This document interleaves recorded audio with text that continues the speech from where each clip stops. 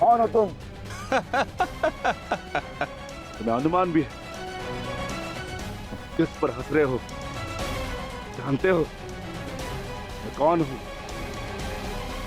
तो मेरा नाम क्या है? बता दीजिए ना भद्र। आपका रूप देखकर तो भय लगता नहीं, कदाचित आपका नाम इतना भयंकर हो जिसे सुनकर मेरी हंसी चली जाए। तुम जानते हो मैं कौन हूं? यदि मैंने अपना परिचय दे दिया तो तुम श्वास भी नहीं ले पाओगे। और यदि मैंने आपके कर्मों का दंड दे दिया तो आप अपना नाम भी भूल जाएंगे भद्र।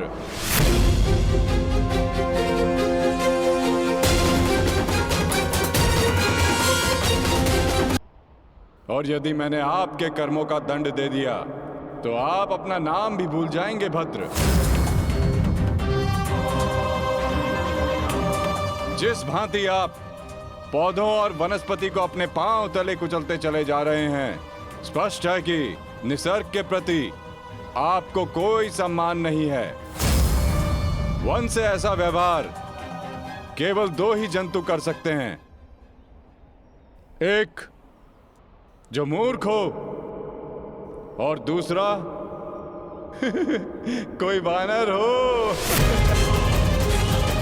इसीलिए सोच रहा हूं कि आप कोई मूर्ख हैं या फिर कोई वानर।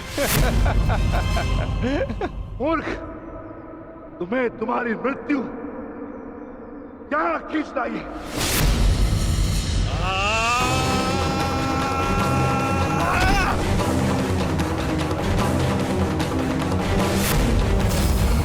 बड़ा चतुर बनता है। तुझे अभी मैं सिखाता हूं कि बड़ों के साथ कैसे व्यवहार करना चाहिए। कुछ भी सीखने के लिए मैं सदा प्रस्तुत हूं भद्र। आगे बढ़िए।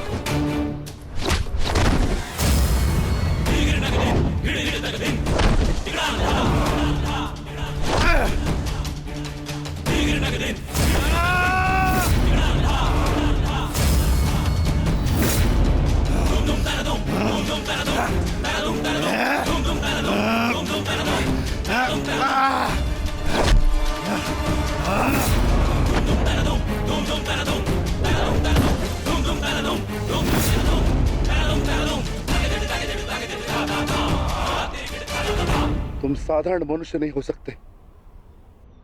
कौन हो? कौन हो तुम?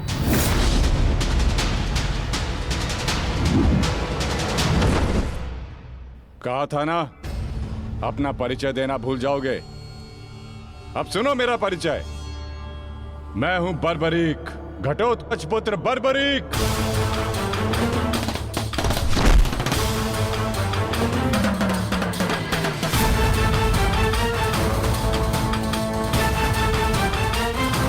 बालक, अपना परिचय देने से पूर्व मेरा नाम तो जान लेते।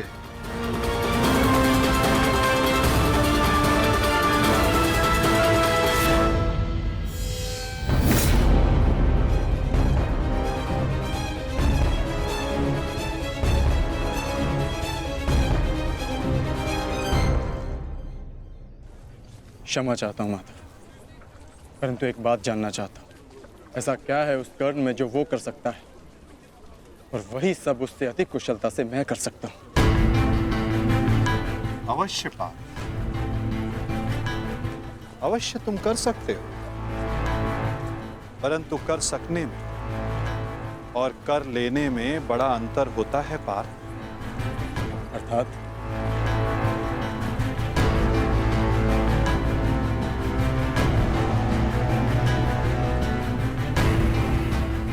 शब्द और अर्थ के फेर में मत पड़ो पार्थ, उससे कोई लाभ नहीं होता। नहीं माधव, लाभ है। बहुत गुणगान सुन लिया कर्ण का। आज तक मैंने आपकी हर बात आंख मूंद कर मानी है, परंतु आज मुझे साक्ष्य चाहिए, प्रमाण चाहिए कि कर्ण श्रेष्ठ क्यों है। तुम्हें पूर्ण विश्वास है पार्थ कि तुम प्रमाण पाना चाहते हो? हाँ माधव।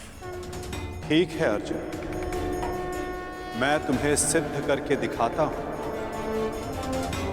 कदाचित उसके पश्चात तुम्हें विश्वास हो जाए। यदि फिर भी विश्वास ना हुआ तो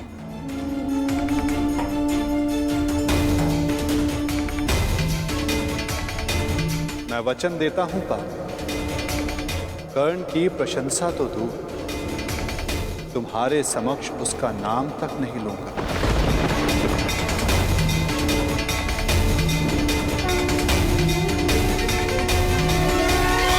कि कर्ण श्रेष्ठ क्यों है। मैं तुम्हें सिद्ध करके दिखाता हूं,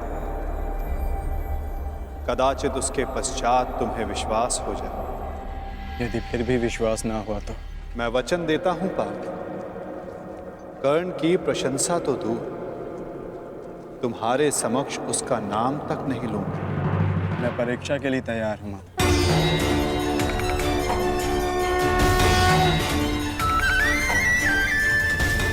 उन दो पर्वतों को देख सकते हो पार्थ?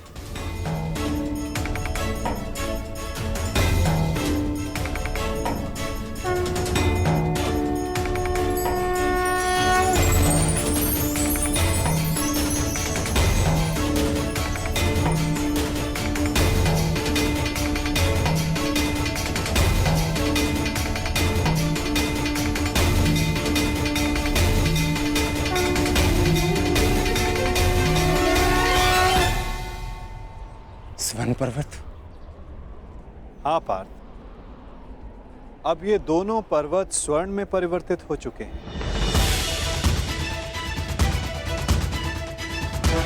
अति सुंदर। स्वर्ण वो वस्तु होती है पार्थ जिसे हर कोई अर्जित करना चाहता है। और अब मैं ये कहता हूं कि इन दोनों स्वर्ण पर्वतों पर तुम्हारा अधिकार है। और मैं ये चाहता हूं कि इन दोनों स्वर्ण पर्वतों को समान मात्रा में बांटकर इन ग्राम वासियों में दान कर दो। परंतु पार्थ, एक बात का स्मरण रखना, इन पर्वतों का सारा स्वर्ण दान करना होगा। स्वीकार है तुम्हें?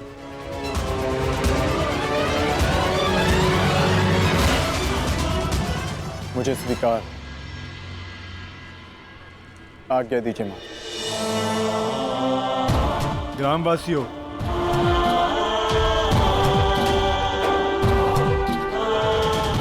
मैं पांडु पुत्र अर्जुन ये घोषणा करता हूं, ये दोनों स्वर्ण मेरु समान मात्रा में विभाजित करके आप सबको दान में दिए जाएंगे।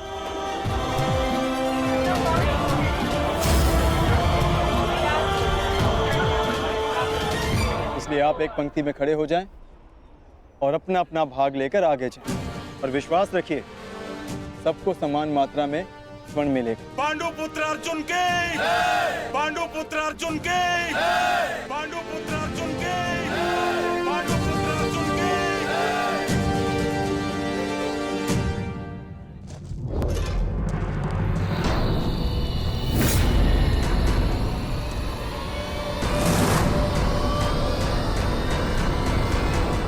ये क्या है पुत्र? अब कौन सी समस्या उठा लाए अपने कंधे पर?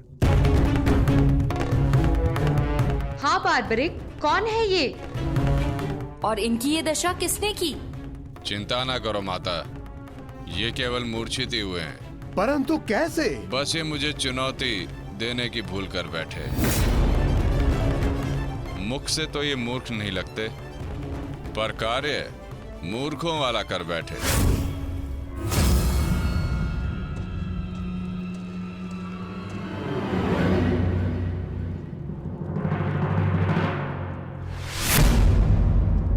पिताश्री, पिताश्री, पिताश्री, पिताश्री, पिताश्री, मारवी, पानी लेके आओ। क्या हुआ पिताश्री? क्या हुआ? ये क्या अनर्थ कर डाला तुमने? तुम्हें पता भी है ये कौन है? ये पिताश्री है मेरे, तुम्हारे पितामह मध्य पांडव महाबली भीम है ये, जिनका सम्मान करना चाहिए उन पर प्रहार कर उनको अपमानित कर दिया। लज्जा आती है मुझे कि तुम मेरे पुत्र हो। हाँ, जो तुमने किया वो मूर्खता नहीं, पाप है।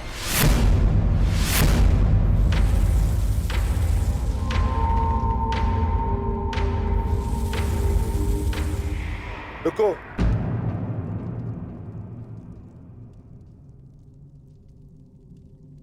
पिताश्री, मैं अपने मूर्ख पुत्र की ओर से क्षमा मांगता हूं। क्या ये मेरा पौत्र है? प्राणिपात पितामह, अपनी उद्दंडता पर मैं लज्जित हूं।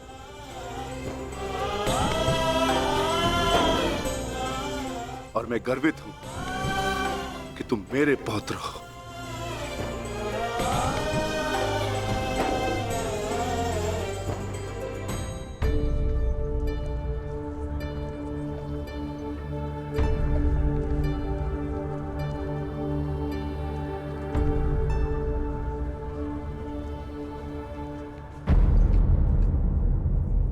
जिस भीम को जरासंध भी परास्त नहीं कर पाया, उसे धूल चटाकर बार्बरिक ने यह सिद्ध कर दिया वो कुशल योद्धा है। मैं बहुत प्रसन्न हूं ये जानकर कि तुम्हारी धमनियों में मेरा रक्त बह रहा है। जीते रहो पुत्र। आज बहुत समय के पश्चात तुमसे द्वंद्व करके मुझे बहुत आनंद आ गया। परंतु पिताश्री, आपके यहां आने का प्रयोजन क्या था? प्रयोजन है पुत्र, और वो प्रयोजन तुम्हें और बार्बरिक को सिद्ध करना होगा। आदेश दीजिए पिताश्री।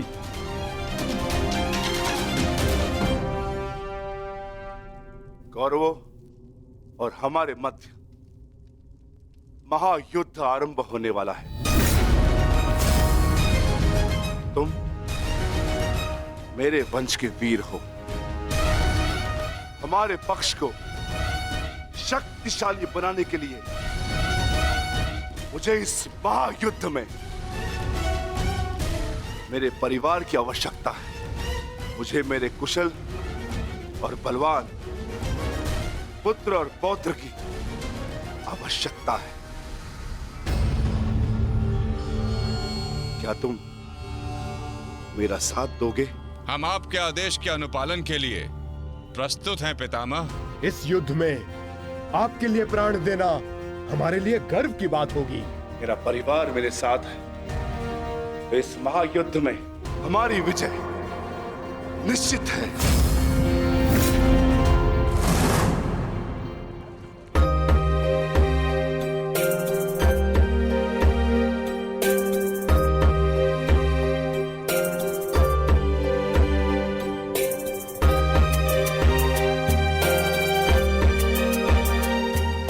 ये लोग तो पहले भी अपने भाग का स्वर्ण ले चुके हैं।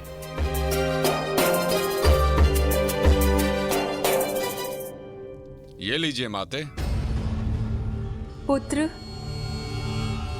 ये युद्ध संसार के इतिहास का सबसे भीषण युद्ध है। क्या तुम्हें भय नहीं लग रहा? माते, क्या आपको अपने पुत्र पर विश्वास नहीं है? मैं एक योद्धा हूँ और मेरा जन्म एक दैत्य परिवार में हुआ है। युद्ध से भयभीत होना न एक योद्धा का धर्म है और न ही दैत्य का गुण। आपके पुत्र का कौशल युद्ध में निसंदेह महत्वपूर्ण साबित होगा। मैं नहीं जानता कि कौन उचित है और कौन अनुचित, कौन दोषी और कौन पीड़ित। मैं युद्ध लड़ूंगा तो केवल न्याय के लिए। अपने रण कौशल, प्रतिभा और साहस से सबको आश्चर्यचकित कर देगा आपका पुत्र। मुझे तुम पर गर्व है पुत्र। मैंने स्वयं को वचन दिया है माते कि युद्ध में मैं निर्बल पक्ष की ओर से ही लड़ूंगा। चलें पुत्र। अवश्य पिताश्री।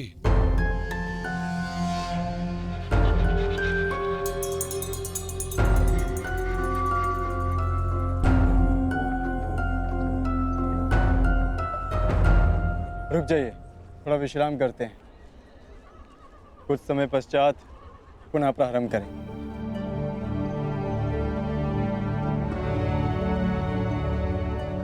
क्षमा चाहता हूँ माधव, परंतु मैं ये जानना चाहता हूँ कि आपकी ये परीक्षा कब समाप्त होगी। अभी तक तो मैं आधा पर्वत भी नहीं बांध पाया और थकान सा अनुभव कर रहा हूँ। पार्थ, अभी तो तुम्हारी परीक्षा का आरंभ हुआ है और तुम इतना शीघ्र थक गए। थक तो मैं गया ही हूँ माधव, परंतु पराजय स्वीकार नहीं करूंगा। क्षमा चाहता हूँ माधव, परंतु अभी तक मुझे आपकी इस परीक्षा में आपका उद्देश्य समझ नहीं आया। ठीक है पार्थ, मैं तुम्हें अपना उद्देश्य बताता हूँ। इस कहानी का दूसरा कोण तुम्हारे समक्ष लाता हूं। अब तुम्हें स्वर्ण नहीं बांटना है, बस यहां खड़े रहकर जो कुछ भी घटित होगा उसका साक्षी बनना है।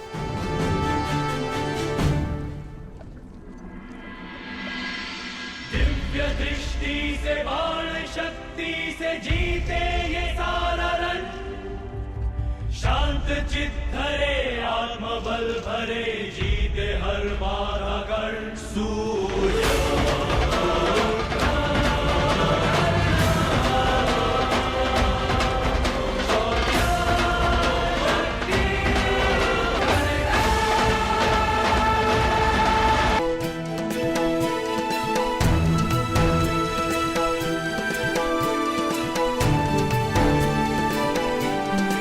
प्रणिपात वासुदेव।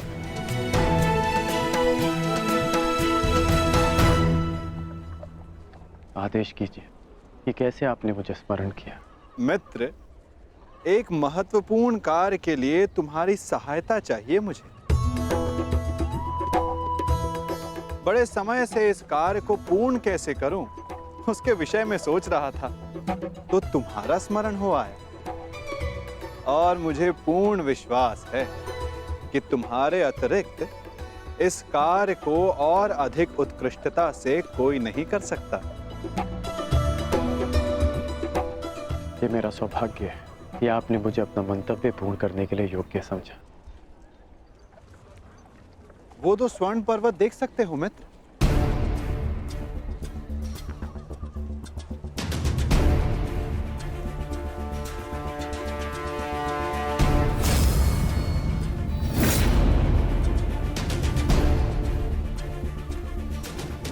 अब इन स्वर्ण पर्वतों पर तुम्हारा अधिकार है और मैं चाहता हूं कि इन स्वर्ण पर्वतों को तुम समान मात्रा में बांटकर इन ग्राम वासियों में दान कर दो। परंतु एक बात का स्मरण रखना मित्र, इन दोनों स्वर्ण पर्वतों का सारा स्वर्ण दान करना होगा। जो आदेश वासुदेव।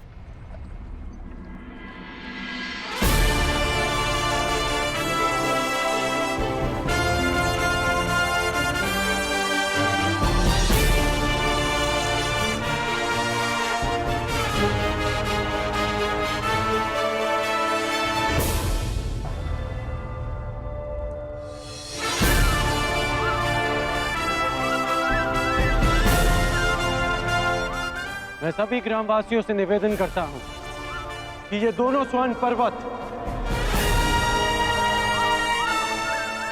अब आपके अधीन है। आप सब जाकर इस सारे स्वर्ण को आपस में समान भाग में बांट लें।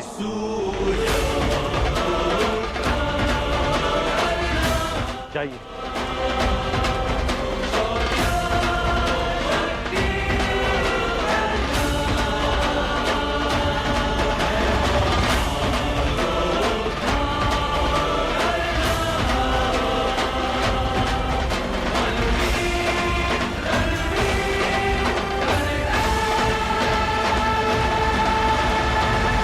प्रणिपात।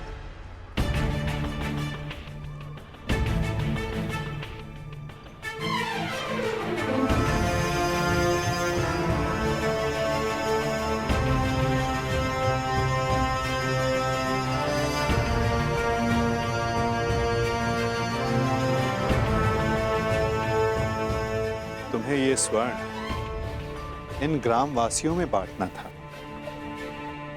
परंतु तुम भी इन ग्रामवासियों की भांति ही स्वर्ण के प्रति आकर्षित हुए। कदाचित तुम स्वर्ण को ऐश्वर्य और सम्मान प्राप्त करने की वस्तु समझते हो। तुमने अपने अनुमान से इस स्वर्ण को इन लोगों में दान किया,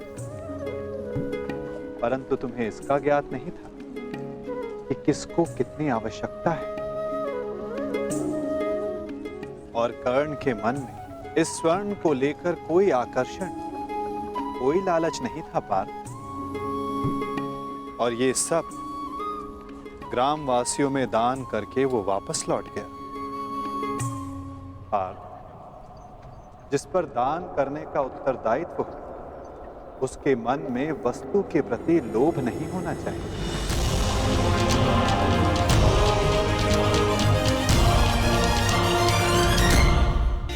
कि तुम्हारा न्याय पूर्वक ये स्वर्ण दान करने के लिए ये लोग तुम्हारी प्रशंसा करें। और कर्ण के मन केवल कर्म करने की इच्छा थी पार्थ, फल पाने की नहीं। ये वितरांग गुण, ये विरक्ति मनुष्य का लक्ष्य पाने, उसका दान करने के संकल्प को दर्शाता है। एक समय था पार्थ कि तुम केवल चिड़िया की आंख को देखते थे, परंतु आज तुमने केवल चिड़िया की आंख को नहीं, पूरी चिड़िया को देखा। उसकी चाह पूर्ण करने की राह को देखा। और यही अंतर है तुम में और कर्ण में पार्थ। वही अंतर जो एक सामान्य मनुष्य और विशेष मनुष्य में होता है। मैं आपका तात्पर्य समझ गया माता, और ये भी समझ गया कि आपके हृदय में कर्ण का स्थान मेरे स्थान से ऊपर क्यों है। नहीं पार्थ, ऐसा नहीं है। तुम भी मेरे लिए अत्यधिक प्रिय हो, परंतु जैसा कि मैंने पहले भी कहा, जितना प्रेम, जितना सम्मान मेरे हृदय में कर्ण के लिए, उतना ही प्रेम, उतना ही सम्मान तुम्हारे लिए भी मेरे हृदय में है पार्थ। परंतु कर्ण के प्रति मैं तुम्हारा दृष्टिकोण बदलना चाहता हूं। जिस प्रकार, जिस दृष्टि से मैं कर्ण को देखता हूं, उसी दृष्टि से तुम्हें भी दिखलाना चाहता हूं पार्थ। मैं तुम्हें केवल ये बताना चाहता था पार्थ कि क्यों कर्ण को दानवीर कर्ण के नाम से जाना जाता है। मैं समझ गया माता, अब धन्य है।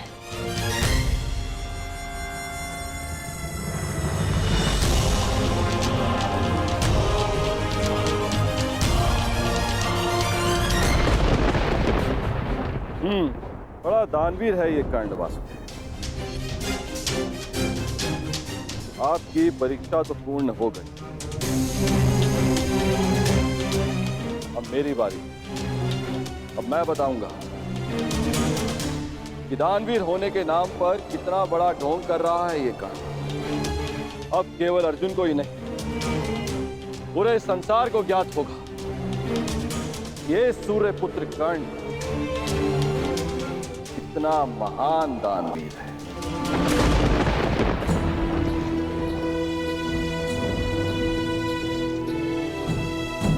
मित्र, तुम्हारी परीक्षा अभी पूर्ण नहीं हुई है। तुम्हारी इस दानवीरता की सबसे विकट परीक्षा अभी शेष है मित्र, और उस परीक्षा में सफल होने के लिए तुम्हें बहुत बड़ा मूल्य चुकाना होगा। तुम्हारी उस परीक्षा के समक्ष मेरी ये परीक्षा मानो बालकों का खेल सिद्ध होगी मित्र। सावधान रहना। आप जानते नहीं कि आज मैं कितना प्रसन्न हूं कि आपको मेरी चिंता है, कि मैं आपके मन में बसता हूं। अब मुझे और कुछ नहीं चाहिए। अब यदि मैं अपने प्राणों को भी दान में दे दूं, तब भी सदा मैं धनी रहूंगा।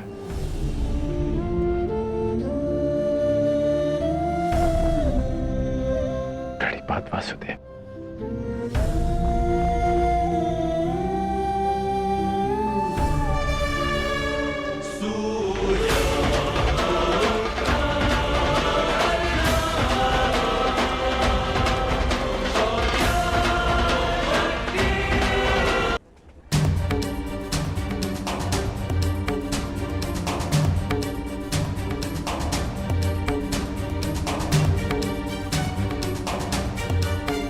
क्या हुआ माधव?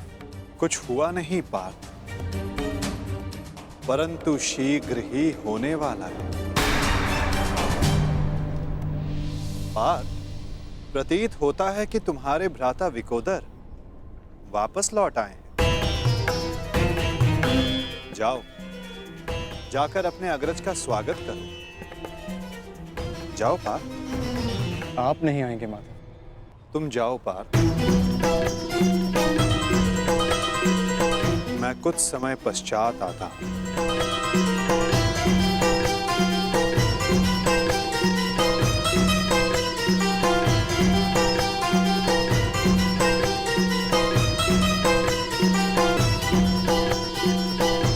मुझे क्षमा कर देना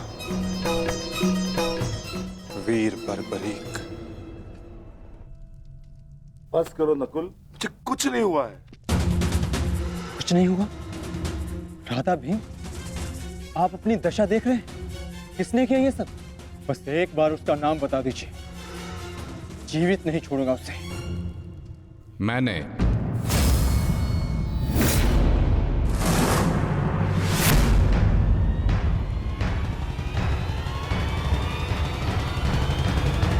कौन हो तुम दुस्साहसी? आपका पौत्र पितामह।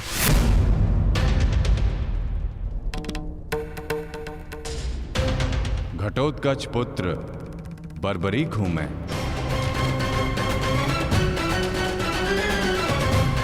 इसकी मार से जो चिन्ह मेरे शरीर पर पड़े हैं, इसका अर्थ तुम समझते हो अर्जुन?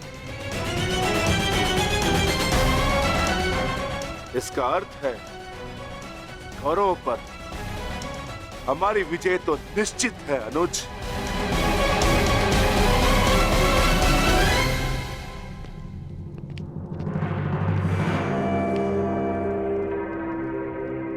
बार्बरिक बल और युद्ध कौशल दोनों में सर्वश्रेष्ठ है। इस महायुद्ध में इसका सामना कोई नहीं कर पाएगा, और मुझे विश्वास है कि बार्बरिक अकेला ही इस महायुद्ध को समाप्त करने में सक्षम है।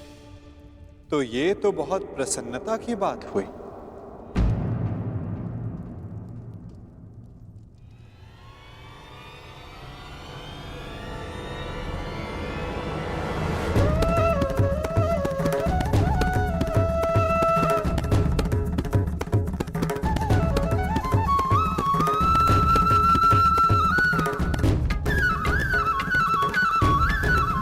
वासुदेव, ये मेरा पौत्र बार्बरिक है। बार्बरिक, ये मेरे भगवान कृष्ण।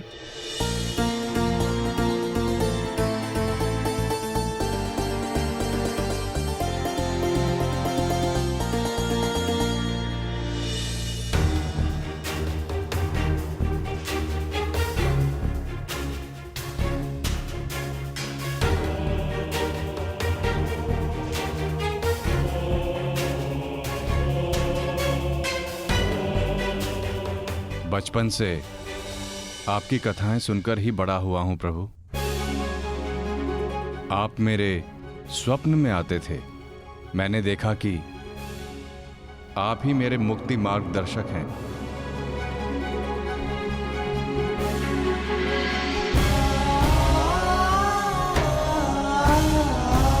आप ही मुझे मेरे परम लक्ष्य तक पहुंचाएंगे ना प्रभु?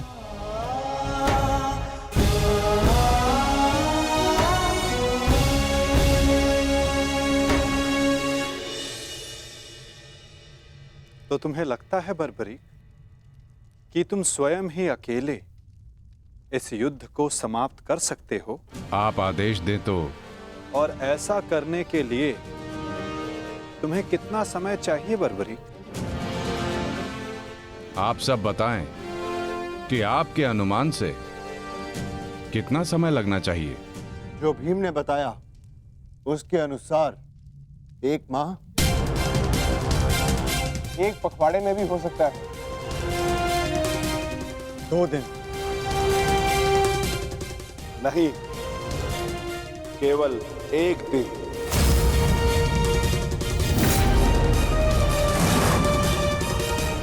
बताओ बार्बरिक, सही उत्तर क्या है? किसी का नहीं काकाश्री।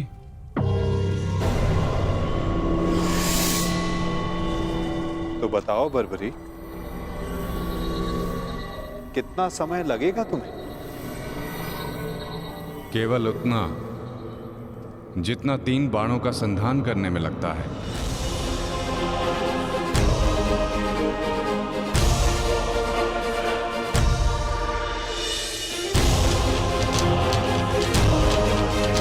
इन 3 बाणों की सहायता से मैं इस युद्ध को 3 पल में समाप्त कर सकता हूं।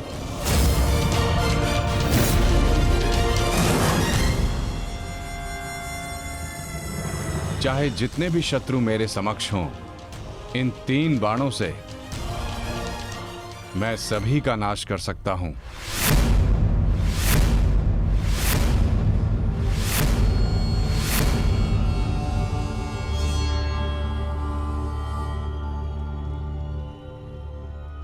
मैं केवल कथनी पर विश्वास नहीं करता बर्बरीक, मुझे करनी का प्रमाण चाहिए। दे सकते हो? तुम राधे नहीं कुंती पुत्र हो, स्वयं सूर्य नारायण के अंश हो तुमका। जब तुम्हारा जन्म हुआ मैं अविवाहित थी पुत्र, क्या करती मैं? मुझे तुम्हें त्यागना पड़ा। क्रोध, अशांति, पीड़ा ध्यान केंद्र में सबसे बड़ी बाधा है। अपने क्रोध को, अपनी अशांति को, अपनी पीड़ा को शस्त्र बनाकर इसका उपयोग करो। कौन? उपयोग करो।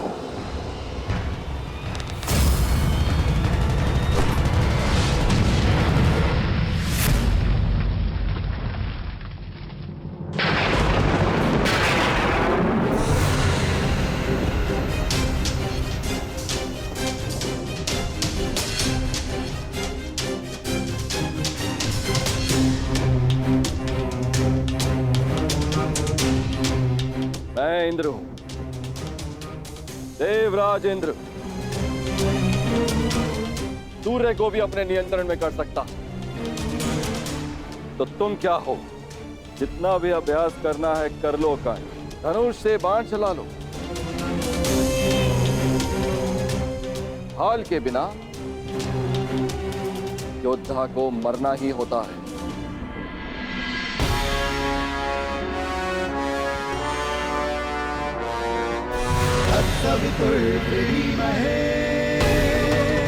ये आपकी भूल है इंद्रदेव कि आप अपने पुत्र का प्रहार बन सकते हैं, तो मैं भी अपने पुत्र की ढाल बन सकता हूं।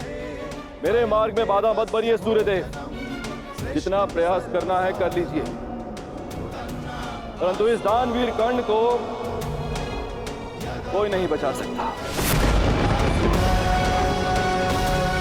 आप करना क्या चाहते हैं इंद्रदेव? वही जो मैं सदा से करता आया हूं,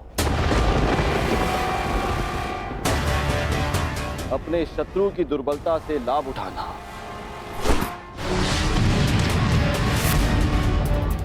मैंने सुना है कि सूर्य उदय के समय यदि कर्ण से कोई दान मांगे तो वो अस्वीकार नहीं करता, मांगने वाले को निराश नहीं करता, दान अवश्य देता है। अर्थात कर्ण की दुर्बलता उसकी दान वीरता है और उसकी शक्ति वो कवच और कुंडल, तो जन्म से ही उसके लिए आपका आशीर्वाद है। जब एक ब्राह्मण दान में उससे वो कवच कुंडल मांगने जाएगा तो इस संसार को पता चलेगा कितना महान है ये सूर्य पुत्र कर्ण। यदि दान दिया तो मेरे पुत्र अर्जुन के हाथों अपने प्राण खोएगा, और यदि नहीं दिया तो मेरे हाथों सम्मान। सूर्यदेव, इन दोनों ही परिस्थितियों में विजय तो देवराज इंद्र की ही होनी है। यह धर्म है इंद्रदेव। कवच और कुंडल कर्ण को उसके पिता का दिया हुआ उपहार है। यदि आपका पुत्र मेरे पुत्र को पराजित करने में असमर्थ है तो इस भांति आप एक बहुत ही नीच कार्य करेंगे। यह अनुचित है। इसमें अनुचित क्या है सूर्यदेव? आपने अपने पुत्र कर्ण की रक्षा के लिए उसे कुंडल और कवच दिए, मैं अपने पुत्र अर्जुन की रक्षा के लिए वो कुंडल और कवच छीन लेना चाहता हूं। मैं ऐसा कदापि होने नहीं दूंगा। वो तो आपकी क्षमता पर निर्भर करता है सूर्यदेव। आप जो करना चाहते हैं आप करने के लिए स्वतंत्र हैं, परंतु कल या तो आपका मान रहेगा या आपके पुत्र को आपका दिया हुआ उपहार। मेरा पुत्र है वो सूर्य पुत्र कर्ण।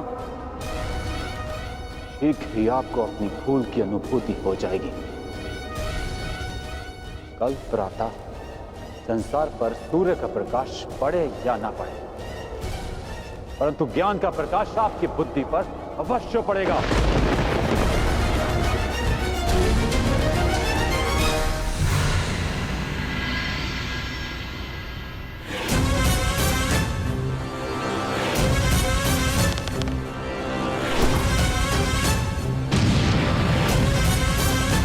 किसी कर्ण ने कहा था यह युद्ध एक यज्ञ है और यज्ञ को सफल बनाने के लिए त्याग और दान करना होता है। सूर्यदेव, तुम्हारे इस पुत्र कर्ण को अपने प्राणों का बलिदान देना होगा।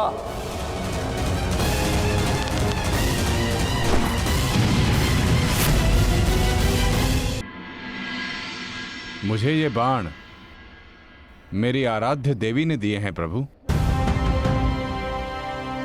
इन बाणों के लक्ष्य पर जो शत्रु होगा उन सभी का नाश हो जाएगा प्रभु। परंतु इतने भीषण युद्ध में तुम अपने शत्रुओं को पहचानोगे कैसे बारबरीक? सभी शत्रुओं पर लक्ष्य साधना इतना सरल कार्य नहीं। यदि तुमने अपने इन बाणों का संधान किया तो तुम्हारे मित्र भी मारे जा सकते हैं, और वो निरपराध भी जो इस युद्ध में भाग नहीं ले रहे। इसलिए मुझे ये 3 बाण दिए गए हैं प्रभु। मेरे पहले बाण में भरी लाल भस्म मेरे सभी मित्रों और सहयोगियों को चिन्हित करेगी। मेरा दूसरा बाण उन सभी को चिन्हित करेगा जो इस युद्ध में भाग नहीं ले रहे या निष्पक्ष हैं।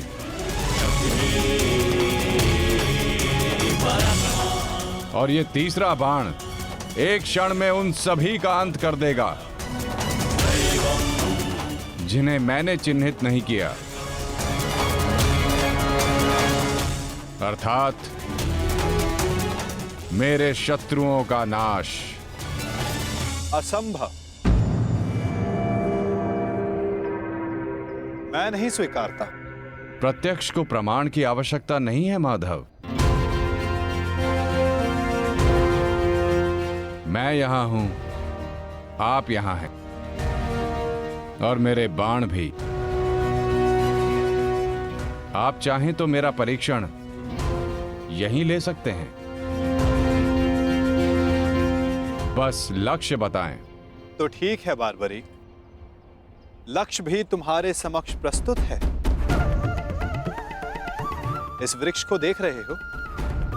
इस वृक्ष के सभी सूखे पत्तों को अपना लक्ष्य बनाओ, परंतु स्मरण रखना बार्बरिक, इस वृक्ष का कोई भी हरा पत्ता या कोई भी अध सूखे पत्ते का लक्ष्य भेदन नहीं होना चाहिए। स्वीकार है? आदेश का पालन होगा।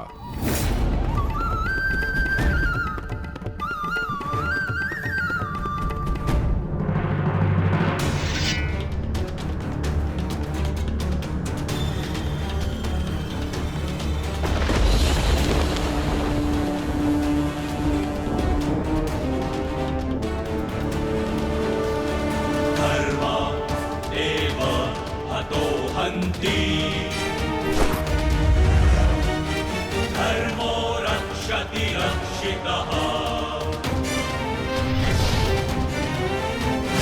तस्मात् धर्मो न हन्यो।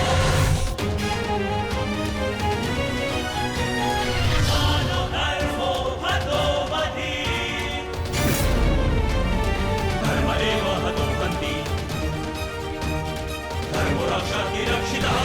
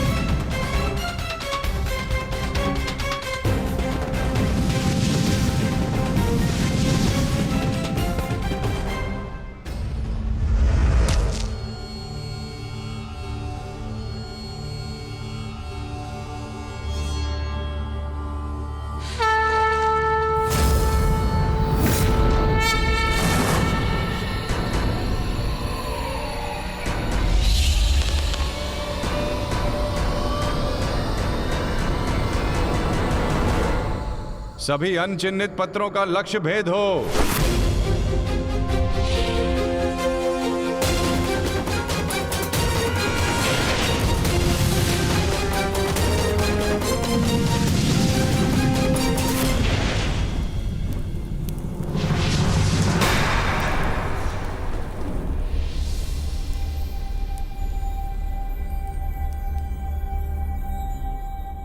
प्रतीत होता है कि कोई सूखा पत्ता शेष रह गया है बार्बरिक। तुम असफल हुए। न मैं असफल हुआ हूं और ना मेरा तीर कोई लक्ष्य छोड़ेगा।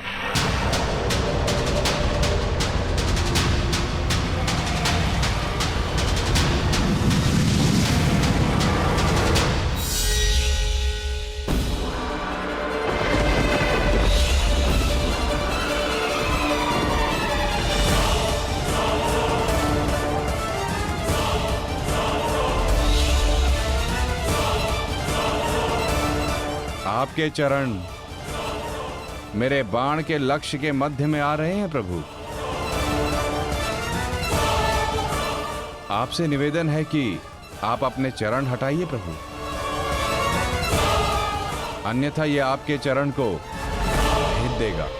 तो क्या ये बाण अपना लक्ष्य भेदने के लिए मेरे पांव पर आघात कर सकता है? जी प्रभु, शीघ्र अपने चरण हटाइए।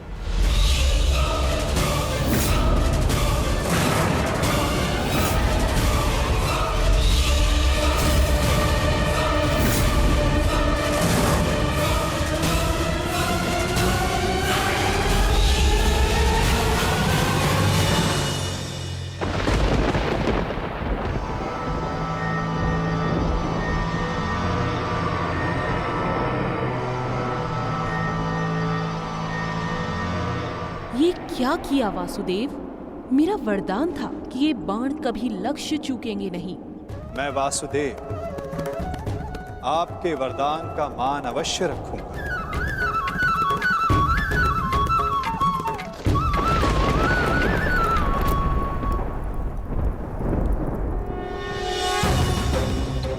देवी, आपका ये बाण मेरा चरण भेद नहीं पाया, परंतु अब से मेरे शरीर का ये भाग सबसे दुर्बल होगा।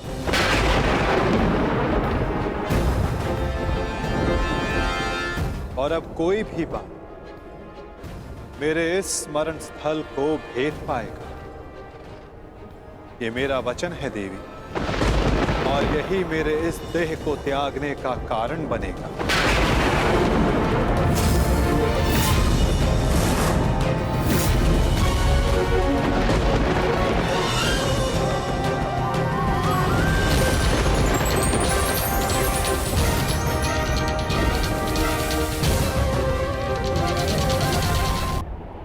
मेरे इस स्मरण स्थल को भेद पाएगा। ये मेरा वचन है देवी, और यही मेरे इस देह को त्यागने का कारण बनेगा।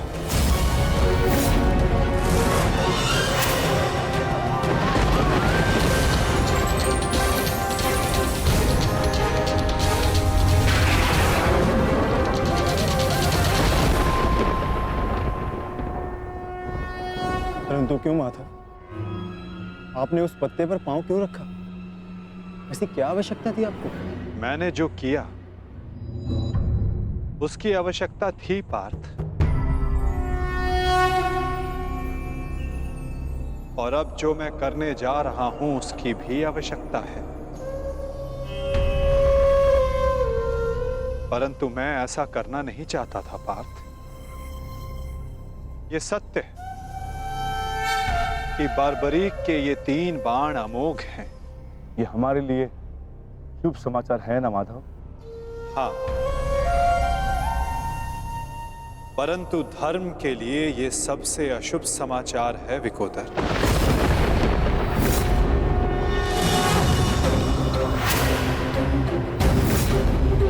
ये युद्ध केवल कौरवों और पांडवों के मध्य नहीं है। ये युद्ध धर्म और अधर्म के मध्य है। ये युद्ध पाप और प्रतिज्ञा के मध्य है। ये युद्ध श्राप और श्रापितों के मध्य है। और अब ये 3 बाण और इन बाणों का धारक बार्बरीक हमारे लिए सबसे बड़ी समस्या बन चुका है।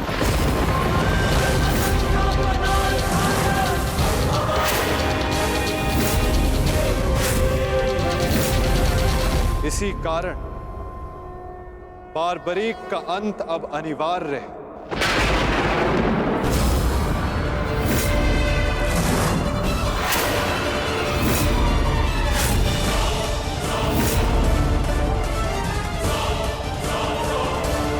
इसका वध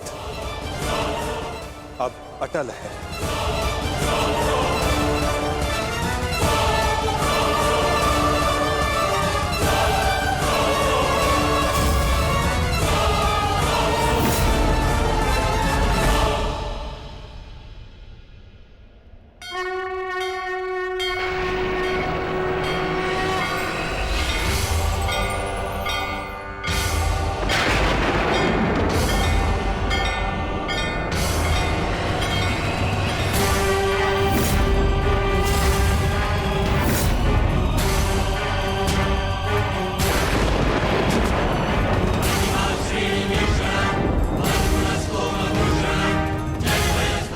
नहीं,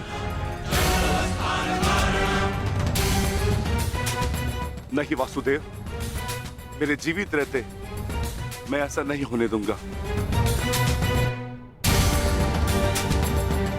सुदर्शन चक्र को बारबरी तक पहुंचने से पहले मेरे मस्तक से होकर जाना होगा। यही नियति है भीम, और तुम ये भली भांति जानते हो बर्बरीक का अंत अब अनिवार्य है, अन्यथा युद्ध में सबका विनाश निश्चित है। मेरे पास अब और कोई विकल्प शेष नहीं।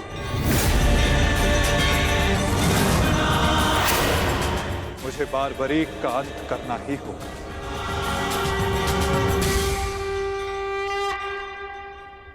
किंतु माता, इसका कोई समाधान तो निकल ही सकता है ना। हम बारबरीक को युद्ध से दूर भी तो रख सकते हैं। तो फिर इसका अंत अनिवार्य क्यों?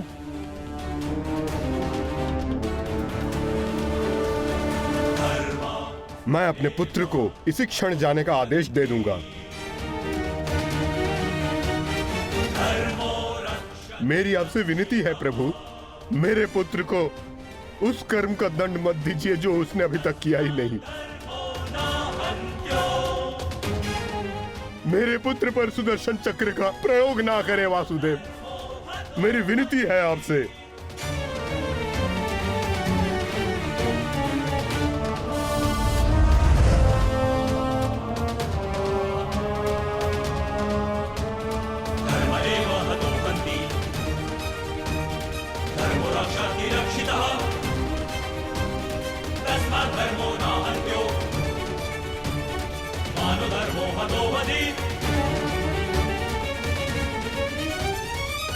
रुकिए पिताश्री।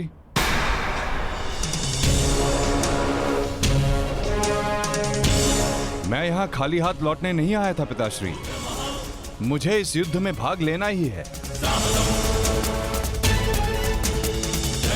मौन रहो तुम, तुम्हें अनुमान भी है तुम क्या बोल रहे हो? कदाचित मैं दृष्टा कर रहा हूं पिताश्री, परंतु मैं एक योद्धा भी हूं, और एक सच्चा योद्धा युद्ध भूमि से विजय प्राप्त करके लौटता है या वीर गति पाकर।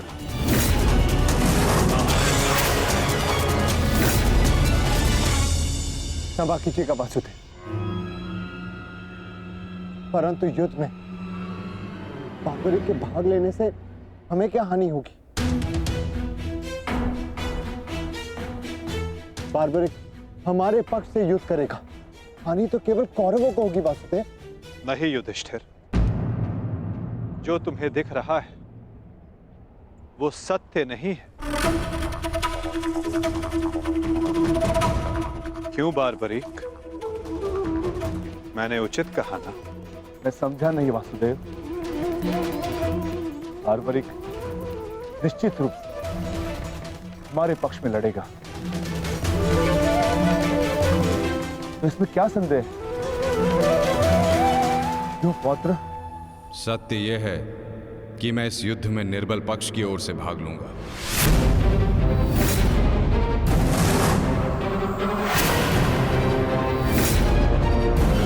माता के समक्ष स्वयं को वचन दिया है मैंने। परंतु समस्या क्या है वासुदेव? ये तो स्पष्ट है कि हम पांडवों के पास 7 अक्षणीय सेना है और कौरव के पक्ष में 11 अक्षणीय सेना। कौरव के पक्ष में पितामह भीष्म और गुरु द्रोणाचार्य भी है। शक्ति गणना के अनुसार कौरव का पलड़ा हमसे अधिक भारी है, इसलिए बारबरीक हमारे ही पक्ष में युद्ध लड़ेगा। विनाश तो होगा प्रभु, परंतु केवल कौरवों का। मैं आपको वचन देता हूं, मेरे परिवार को हानि पहुंचने से पूर्व मैं अपना शीर्ष आपके चरणों में रख दूंगा। तुम सत्य नहीं देख पा रहे हो वीर। तुम जानना चाहते हो बारबरीक, यदि तुमने इस युद्ध में भाग लिया तो क्या होगा?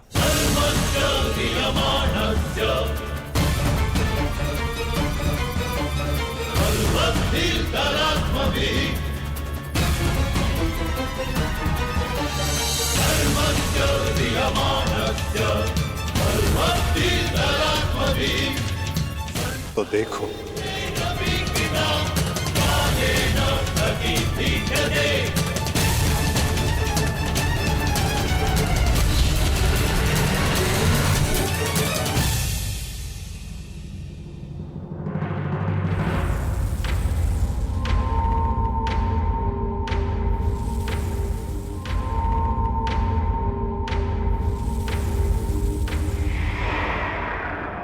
तुम्हारा स्वयं को दिया गया वचन इस युद्ध को किसी भी दिशा में जाने नहीं देगा बार्बरी। इस युद्ध का संतुलन बिगाड़ देगा। तुम निश्चित रूप से आरंभ में पांडवों के पक्ष में रहोगे, क्योंकि आरंभ में पांडव कौरवों से निर्बल होंगे, परंतु शीघ्र ही ये परिस्थिति बदल जाएगी बार्बरीक।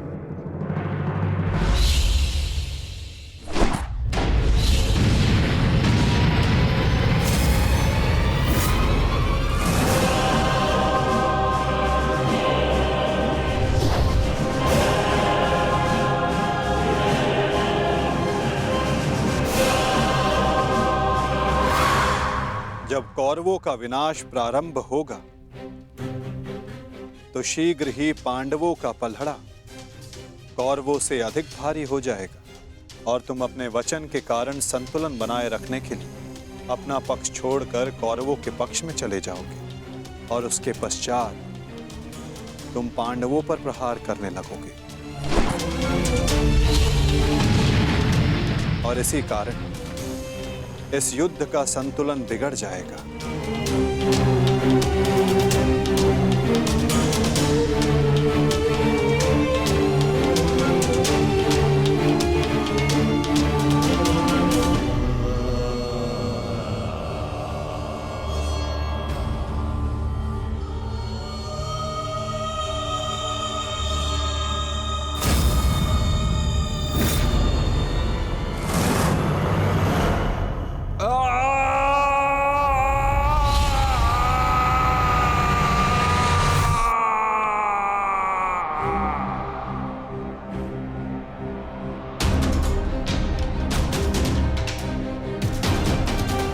यही सत्य है बार्बरीक। यदि तुम इस युद्ध में हुए तो यही होगा।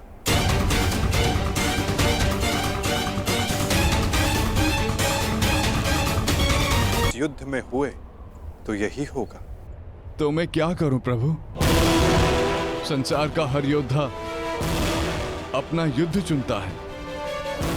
क्या मुझे ये युद्ध चुनने का अधिकार नहीं? योद्धा कभी अपना युद्ध नहीं चुनता बार्बरीक। युद्ध अपना योद्धा चुनता है।